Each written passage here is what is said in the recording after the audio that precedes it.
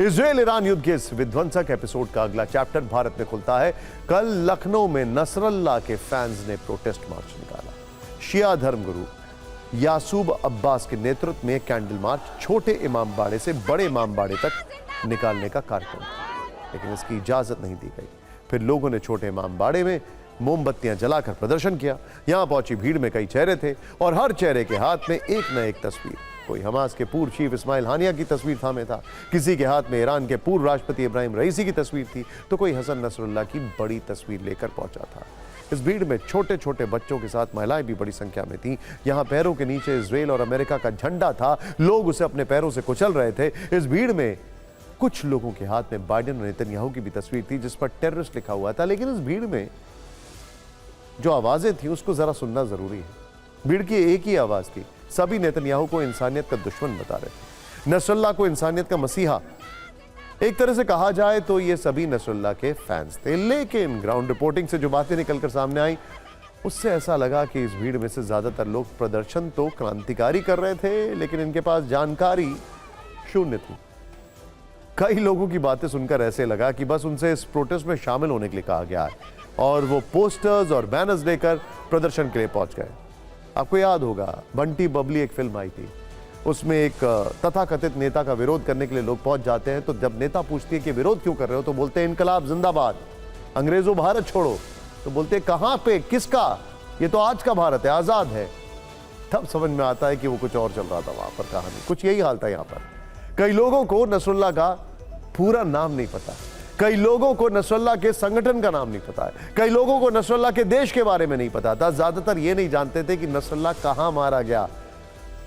कोई तो ये भी नहीं जानता था कि इजराइल ने नसरुल्लाह को क्यों मारा है। किसी ने नसरुल्लाह को मौलाना बताया, किसी ने मुख्यमंत्री।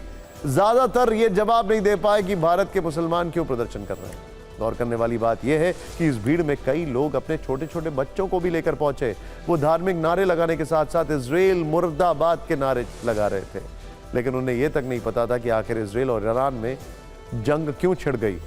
बच्चों का मन तो मूल रूप से कोमल होता है, उन्हें ऐसे जटिल विषयों पर राय बनाने की समझ नहीं होती है। जाहिर है किसी ने बच्चों को अपने एजेंडे के तहत इस भीड़ में पुश किया।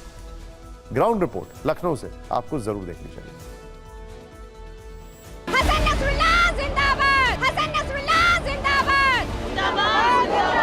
इस वक्त हम लखनऊ के पुराने इमामबाड़ा के परिसर में मौजूद हैं और हसन नसरुल्लाह की मौत के बाद एक बड़ी तादाद में शिया कम्युनिटी यहां पर प्रोटेस्ट कर रही है और अपना विरोध दर्ज कर रही है।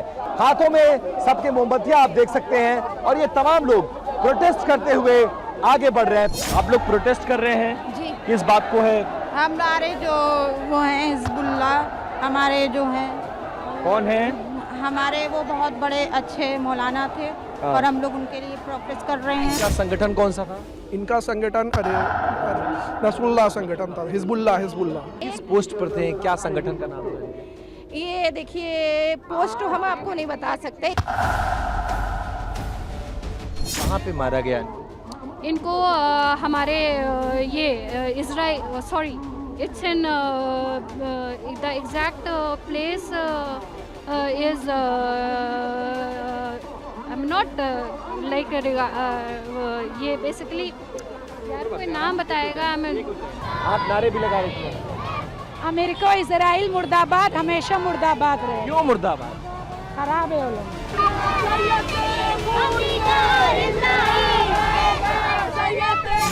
उसका नाम था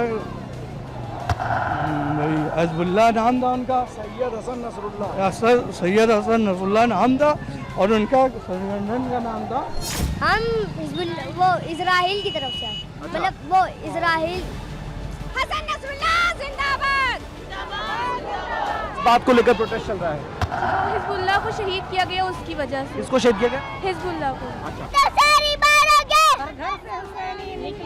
और वो चीफ मिनिस्टर थे और पहले इजराइल ने फ़िलिस्तीन पे काफ़ी जुल्म किया, अटैक किया उस पर, तो उन्होंने उसके खिलाफ भी प्रोटेस्ट किया था।